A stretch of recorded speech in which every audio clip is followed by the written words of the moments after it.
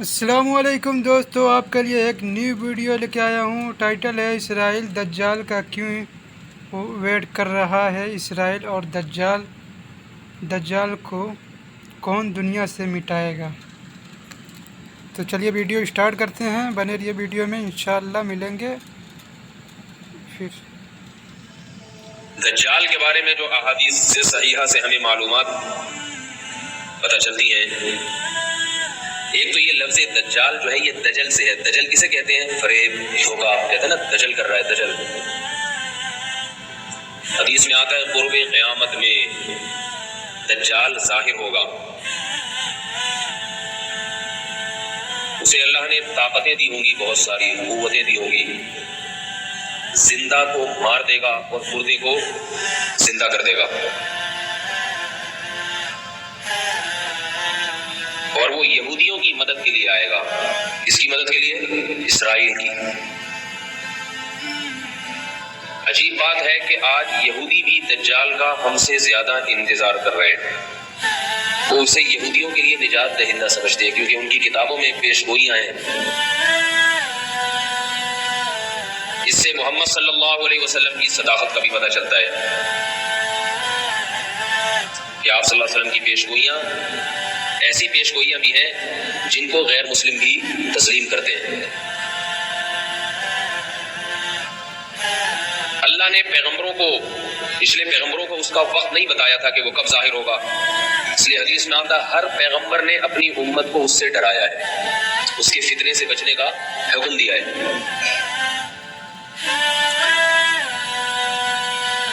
لیکن محمد صلی اللہ علیہ وسلم کے دور تک وہ نہیں آیا۔ یہ اس کی علامت تھی کہ وہ کس امت میں ظاہر ہوگا؟ محمد صلی اللہ علیہ وسلم کی امت میں۔ اس کا فتنہ ہوگا کیا؟ وہ ایسے طاقت اور قوت کے کرشمے دکھا کر اپنے خدا ہونے کا دعویٰ کرے گا۔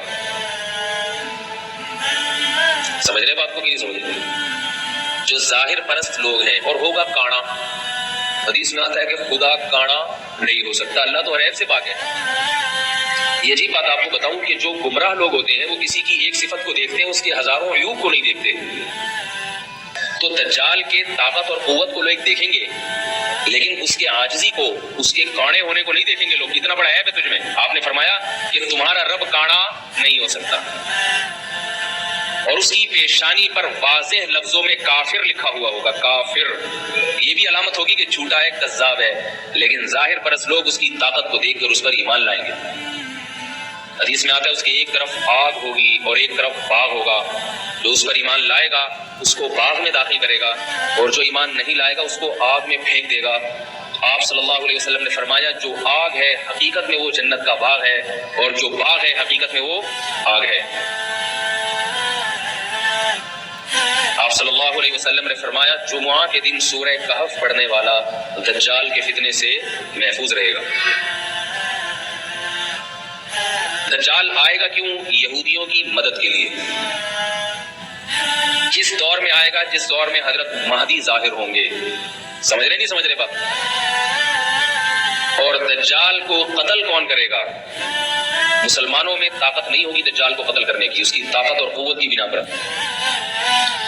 آپ صلی اللہ علیہ وسلم نے فرمایا، روایات میں آتا ہے عصر کی نماز کا وقت ہوگا، حضرت مہدی شام میں، جہاں آج بڑی لڑائیاں ہو رہی ہیں، اللہ تعالیٰ مسلمانوں کی مدد فرمائے، شام کی مسجد میں دمشق میں حضرت امام مہدی وہ امامت کے لیے عصر کی نماز میں کھڑے ہوں گے مصلی پر۔ اچانک جب اقامت سے فارغ ہوں گے دیکھیں گے کہ آسمان سے حضرت عیسیٰ ابن مریم علیہ السلام فرشتوں کے کندھوں پر ہاتھ رکھ کے نیچے کی طرف نازل ہو رہے ہیں۔ یہ بات یاد رکھیے، یہ بات قرآن سے بھی ثابت ہے، صحیح احادیث سے بھی، کہ حضرت عیسیٰ علیہ السلام پر موت واقع بولو بھائی نہیں ہوئی ہے، کیونکہ اس بات کو قرآن نے بہت واضح انداز میں بیان کیا، احادیث میں یہ بات بہت کثرت سے وارد ہوئی ہے۔ لہذا جو شخص حضرت عیسیٰ کی موت کا قائل ہے وہ اسلام سے خارج ہے۔ یہ میں اس لیے کہہ رہا ہوں کہ قادیانی حضرت عیسیٰ علیہ السلام کی حیات کے قائل نہیں ہے، موت کے قائل ہیں۔ کیوں قائل ہے، اس میں ان کی کیا سیاسی فائدے ہیں، یہ ایک الگ ٹاپک ہے، لیکن ہم اہل اسلام کا یہ بالاتفاق عقیدہ ہے کہ اللہ نے حضرت عیسیٰ ابن مریم کو زندہ موت دیے بغیر زندہ آسمانوں پہ اٹھایا، اور حضرت عیسیٰ ابن مریم علیہ الصلوۃ والسلام قرب قیامت میں حضرت مہدی کے دور میں نازل ہوں گے۔ تو یاد رکھو یہ قادیانیوں کا نظریہ ہے کہ حضرت عیسیٰ پر موت واقع ہو گئی ہے۔ اہل اسلام کا عقیدہ ہے، قرآن میں بھی اللہ نے فرمایا بل رفعہ اللہ الیہ، فرمایا وما قتلوہ وما صلبوہ، عیسیٰ کو نہ قتل کیا یہودیوں نے، نہ صلیب پر لٹکایا۔ جس کو صلیب پہ لٹکایا تھا وہ حضرت عیسیٰ کی شکل کا کوئی آدمی تھا، اللہ نے معاملہ ان پہ مشتبہ کر دیا، اور حضرت عیسیٰ کو اللہ قرب قیامت میں نازل کریں گے۔ تمام اہل کتاب وَإِن مِّنْ أَهْلِ الْكِتَابِ إِلَّا لَيُؤْمِنَنَّ بِهِ قَبْلَ مَوْتِهِ، حضرت عیسیٰ کی موت سے پہلے اس وقت جتنی عیسائی ہوں گے وہ تمام کے تمام حضرت عیسیٰ کے ہاتھ پر اسلام قبول کریں گے۔ اور رسول اللہ صلی اللہ علیہ وسلم نے فرمایا جب حضرت عیسیٰ علیہ السلام نازل ہوں گے قرب قیامت میں تو حضرت مہدی ان کے اکرام میں مصلی ان کے لیے خالی کر دیں گے۔ حضرت مہدی حضرت عیسیٰ کے لیے مصلی خالی کر دیں گے کہ آپ نماز پڑھائیں۔ اس سے پتہ چلتا ہے کہ اگر کوئی بزرگ آئے تو امام کو چاہیے کہ اس کے اکرام میں، اگر وہ بزرگ امام سے اوپر والے مرتبے کا ہے، اس کے اکرام میں اس کو نماز کی پیشکش کرے کہ آپ نماز پڑھائیں۔ حضرت عیسیٰ علیہ السلام اس پیشکش کو مسترد کر دیں گے اور کہیں گے کہ اس کام کے لیے اللہ نے تمہیں ہی منتخب کیا ہے۔ کیوں؟ اس لیے کہ حضرت عیسیٰ اگر امامت کر لیتے تو یہ اس کی علامت ہوتی کہ محمد صلی اللہ علیہ وسلم کی بجائے اب حضرت عیسیٰ علیہ السلام اس امت کے نائب ہیں۔ اس میں اشارہ کر دیا کہ نہیں، اس امت کے امام اب بھی محمد صلی اللہ علیہ وسلم ہی ہے اور انہی کے امتی ہی امامت کریں گے۔ بتا دیں گے میں امامت کرنے کے لیے نہیں آیا، پھر کیوں آئے بھائی؟ کیوں آئے؟ یہودیت سے انتقام لینے کے لیے، سمجھ رہے بات کو؟ اور اس امت کو اللہ نے جو کام دیا ہے لیظہرہ علی الدین کلہ، کہ یہ دین تمام ادیان پہ غالب آ جائے، اسلام کی حکومت پوری دنیا پہ قائم ہو جائے، اس دین کی تکمیل میں چونکہ سب سے بڑی رکاوٹ یہودی ہے، لہذا اس یہودی کے خلاف علم جہاد بلند کرنے کے لیے یہ پیش گوئیاں محمد صلی اللہ علیہ وسلم 1400 سال پہلے کر رہے ہیں۔ اور آج اگر دنیا کے حالات دیکھیں، آپ دنیا کے حالات دیکھیں تو آج زمینی حقائق بتا رہے ہیں کہ اسلام کا سب سے بڑا دشمن کون ہے؟ اسرائیل ہے، جو امریکہ کو استعمال کر رہا ہے اپنے مفاد میں، برطانیہ اور امریکہ کو، اور امریکہ اسرائیل کے مفاد میں استعمال ہو کے اپنے آپ کو بھی برباد کرتے چلے جا رہے ہیں۔ یہ نہیں دیکھ رہے کہ ہمیں اس سے کیا نقصان ہو رہا ہے۔ حضرت عیسیٰ علیہ السلام نازل ہونے کے بعد محمد صلی اللہ علیہ وسلم نے ارشاد فرمایا عصابتان من امتی احرزهم اللہ من النار، عصابت تغزو الہند وعصابت تغزو مع عیسیٰ ابن مریم۔ میں سوچتا ہوں کیسے مبارک لوگ ہوں گے جن کو نبی کی زیارت نصیب ہوگی، حضرت عیسیٰ ابن مریم علیہ الصلوۃ والسلام۔ کاش اللہ ہمیں بھی ان لوگوں میں شامل کر لے اور ایسے کاموں کی توفیق عطا فرمائے جس سے ان لوگوں میں شمولیت ہمارے لیے آسان ہو جائے۔ فرمائے میری امت کے 2 گروہ ایسے ہیں جن پر اللہ نے جہنم کو حرام کر دیا ہے۔ ایک وہ گروہ جو ہندوستان پر حملہ کرے گا جیسے محمد بن قاسم نے کیا، اور دوسرا وہ گروہ جو عیسیٰ ابن مریم کے ساتھ مل کر قتال کرے گا۔ جہاد کے مخالف لوگوں کو اپنے نظریے پر غور کرنا چاہیے، ایسا نہ ہو جہاد کی مخالفت آپ کو اندھا کر دے اور آپ اسلامی تعلیمات سے پیچھے ہٹ جائیں۔ اللہ نے جو کچھ جہاد سے محبت کرنے والوں کے لیے، جو کچھ اللہ نے اس دنیا میں اور آخرت میں رکھا ہے، وہ مخالفت کرنے والوں کے لیے نہیں رکھا۔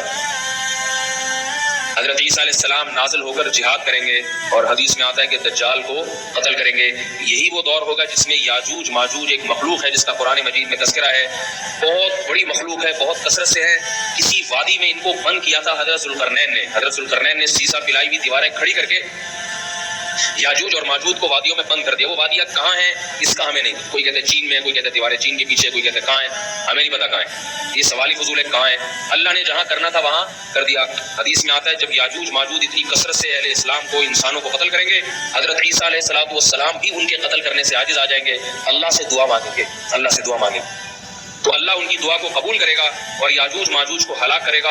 اتنی کثرت سے ہلاک ہوں گے کہ زمین انسانی لاشوں کے تعفن سے بدبودار ہو جائے گی۔ اللہ آسمان سے بارشیں برسائیں گے اور ان کی لاشوں کو بہا کے سمندروں میں، دریاؤں میں پھینک دیں گے، جس سے زمین پاک صاف ہو جائے گی، اور پھر اسلام کی مخالفت کرنے والا اس روئے زمین پر کوئی بھی نہیں بچے گا۔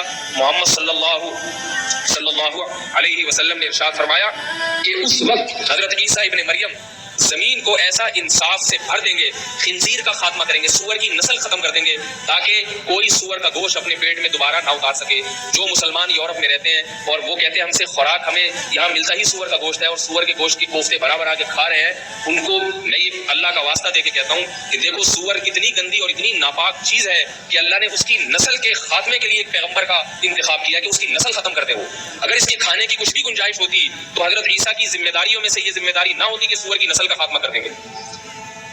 حدیث میں آتا ہے، آخری بات کر کے بات ختم کرتا ہوں تاکہ یہ نشانیاں مکمل ہو جائیں۔ رسول اللہ صلی اللہ علیہ وسلم نے فرمایا زمین کو عدل سے بھر دیں گے، انصاف سے، اور جب زمین پر اللہ کی عبادت کثرت سے ہوگی، زمین زنا سے، بدکاری سے، چوری سے، رشوت سے پوری روئے زمین پاک ہو جائے گی تو اس کی برکتیں اللہ آسمان سے اللہ کی طرف سے برکتیں کھلیں گی۔ جس زمین پر گناہ ہوتے ہیں اس زمین میں رزق کی برکت کو ختم کر لیا جاتا ہے۔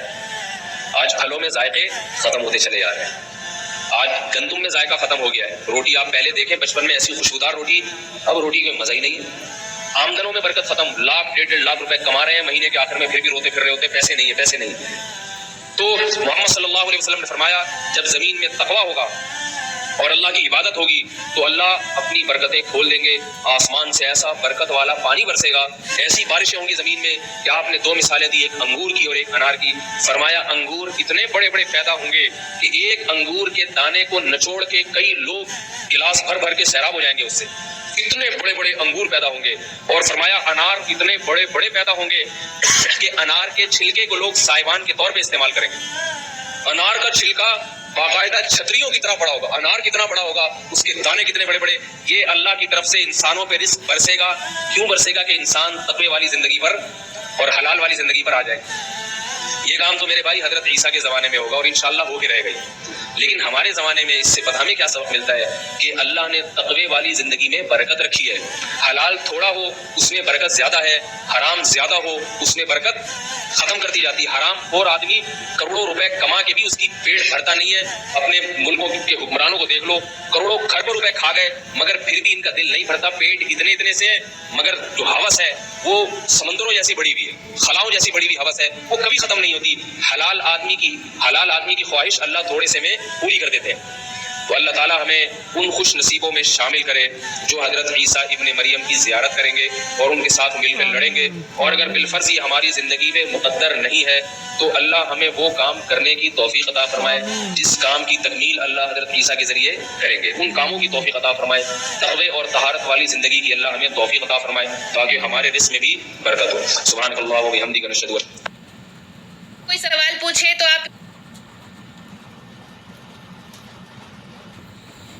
تو دیکھا گائز نے آپ نے محمد طارق مسعود صاحب نے بہت اچھی طرح سمجھایا۔ تو یار اسی